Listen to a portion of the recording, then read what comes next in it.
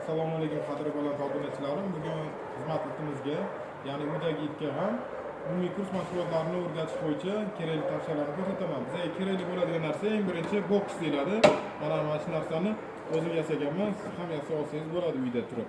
Keyin kerak bo'ladigan narsa klikker. Klikker bilan ozuqa, quruq ozuqa yoki bo'lmasam go'sht bo'lakchasi kerak bo'ladi bizga. Hozir men sizlarga mashg'ulot jarayonini ko'rsatib beraman. Itimiz mana shu joyda sevib qolish kerak, oziqlanish kerak.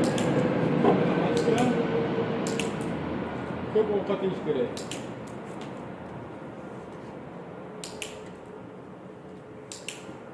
Itimizga tanish, notanish obyektni o'ziga sevimli obyekt qilib ko'rsatamiz. Birinchi kun, ikkinchi kun, uchinchi kun mana shu mashg'ulotlar bilan shug'ullanamiz.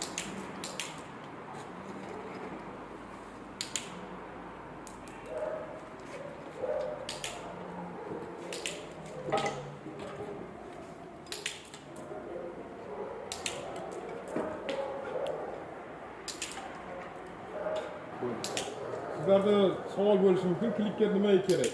Klikker bu rag'batlantirish. Misol uchun yaxshi yoki bo'lmasam хорошо degan so'zlarning o'rniga klikker ishlatamiz.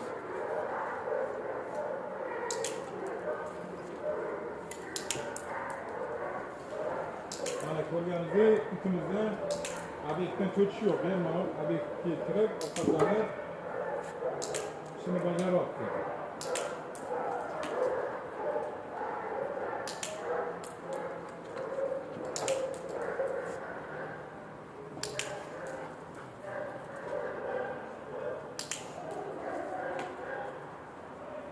Ertaga ham yana mana shu mashqni davom ettiramiz. Ko'rishguncha layklarni bosib qo'ying, do'stlaringizga jo'nating.